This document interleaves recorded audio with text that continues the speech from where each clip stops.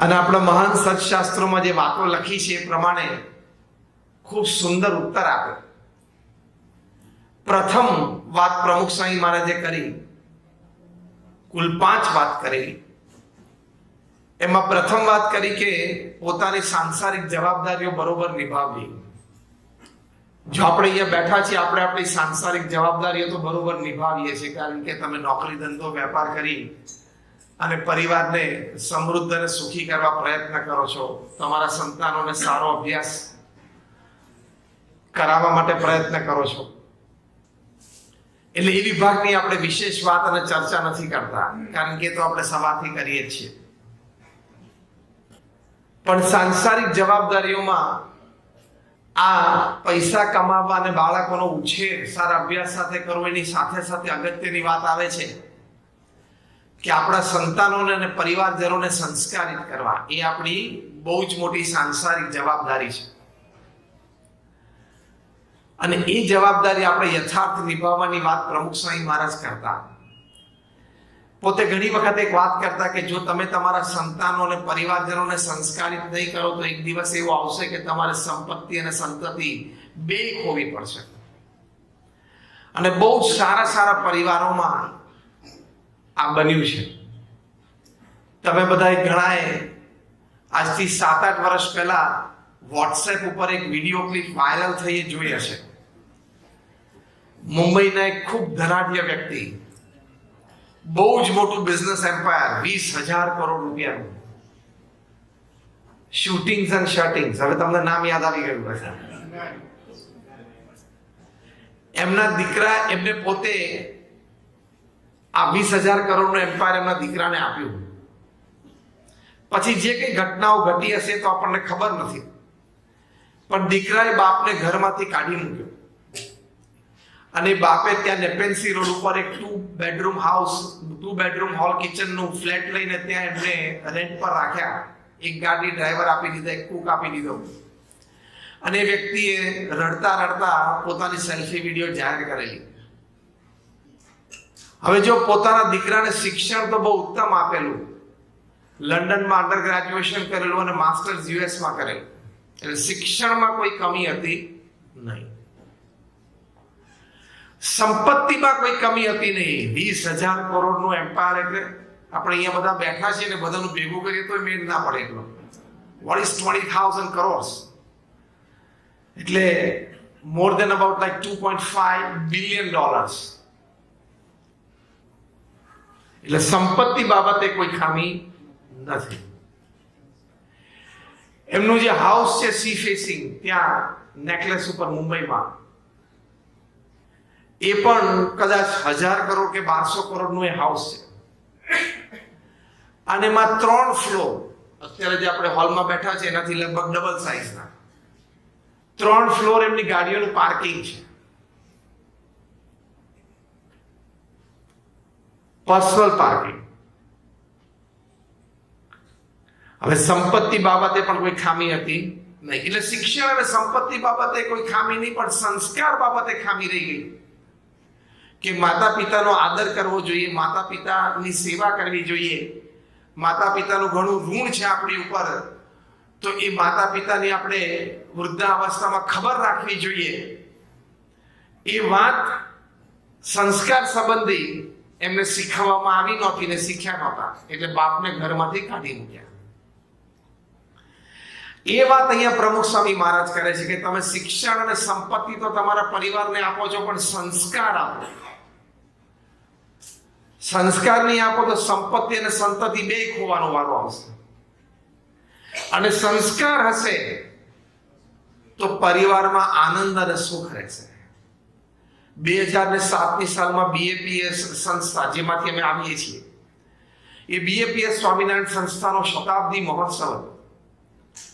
એમાં યુવા દિનનો કાર્યક્રમ અમે એક દિવસ સાંજે ગોઠવેલો.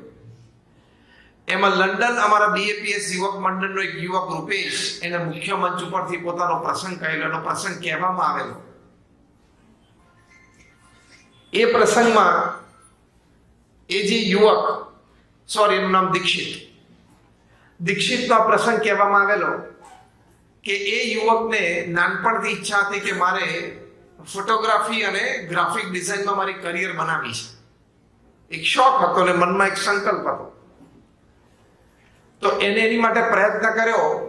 એટલે ઇંગ્લેન્ડ અને યુરોપની બહુ જ પ્રસિદ્ધ યુનિવર્સિટી, આ બે કોર્સીસ માટે, રેવન્સલેન્ડ યુનિવર્સિટી, એમાં એમને એડમિશન મળ્યું. એટલે બધા એમને અભિનંદન પાઠવ્યા કે આવી સારી યુનિવર્સિટીમાં આવો સારો કોર્સ, અને તારે મનમાં નાનપણથી જે સંકલ્પ હતો એ પૂરો થયો. એને પણ આનંદ હતો.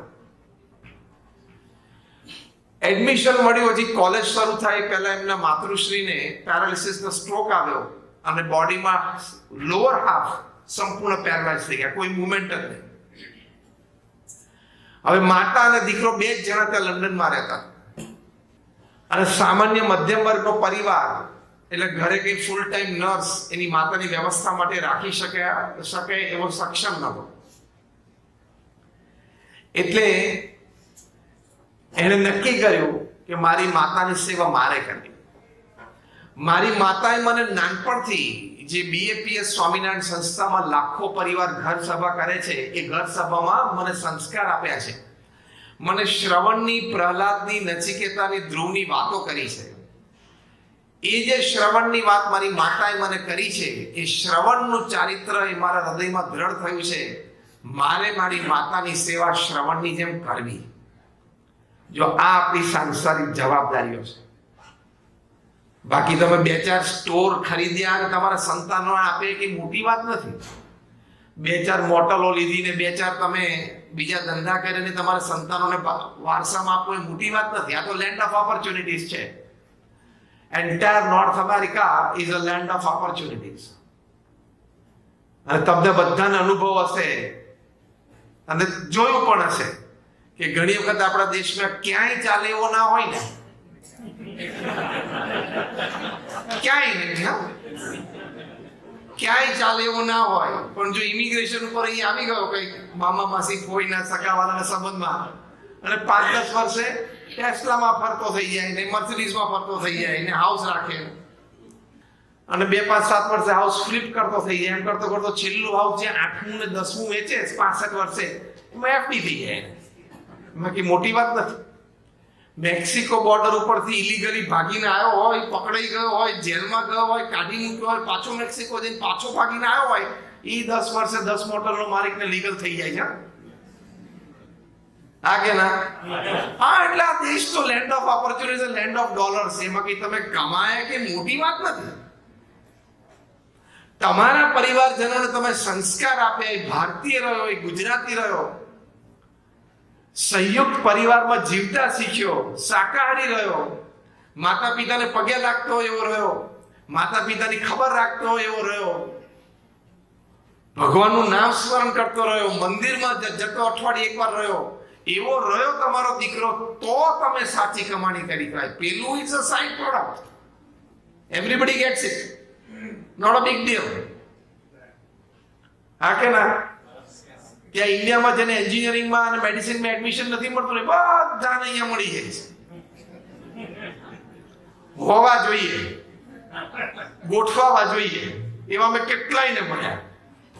સ્વામી ત્યાં 50% હતા ને એક એન્જિનિયરિંગ કોર્સમાં એડમિશન નહોતું મળતું. પછી ઓપન ટેસ્ટ આપી, નહીં તો પછી એક શહેરમાં 10-10, 15-15 યુનિવર્સિટી છે, દરવાજા ખોલીને જ બેઠી છે. It's a big business. એટલે કોઈ મોટી વાત નથી આ દેશમાં. મોટી વાત આ છે કે આપણે આપણા પરિવારજનોને સંસ્કાર આપ્યા. તો આ દીક્ષિત એણે નક્કી કર્યું કે માતાની સેવા કરવી, એટલે રેવરલેન્સ યુનિવર્સિટીમાં એને મેલ મૂક્યો કે હું એડમિશન નહીં લઈ શકું, હું જતું કરું છું ફોર અ ફેમિલી રીઝન. એટલે ત્યાંથી પાછું કમ્યુન આવ્યું કે ભાઈ આટલો એક ટોપ લેવલનો સ્ટુડન્ટ અને આટલું સારું એન્ટ્રન્સ એક્ઝામમાં સ્કોરિંગ, અને એ છોકરો ના પાડે અને ફેમિલી ઇશ્યુ તો આપણે કંઈક જાણીએ, મદદરૂપ થઈ શકતા હોઈએ તો. એટલે ફરી એક મેલ આવ્યો તો એને લખ્યું કે મારી માતાને આવી રીતે પેરાલિસિસનો સ્ટ્રોક આવ્યો છે અને somebody needs to be full time in the house to take care of her, and I am alone in the house, so I have to take care for her. હવે આનો તો કોઈ ઓપ્શન હતો નહીં. 2 વર્ષ સુધી એને માતાની સેવા કરી. એ દરમિયાન એ ઓનલાઈન ફિઝિયોથેરાપી કોર્સ શીખ્યો, ક્રેશ કોર્સ જે કે 2-3 મહિનાનો હોય એ શીખ્યો. અને પછી ફિઝિયોથેરાપિસ્ટ, કારણ કે એટલા પૈસા પણ આપવા એક લોઅર મિડલ ક્લાસ ફેમિલી માટે અઘરું હતું, એટલે એટલો શીખીને એને માતાની બધી ફિઝિયોથેરાપી પણ એ કરતો, એની માતાની બધી સેવા પણ એ કરતો. 2 વર્ષ પછી લગભગ 70-80% થી પણ વધારે સારું થઈ ગયું. પછી પાછું એને એપ્લાય કર્યું અને રેવનલેન્ડ યુનિવર્સિટી એને એડમિશન આપ્યું. And he was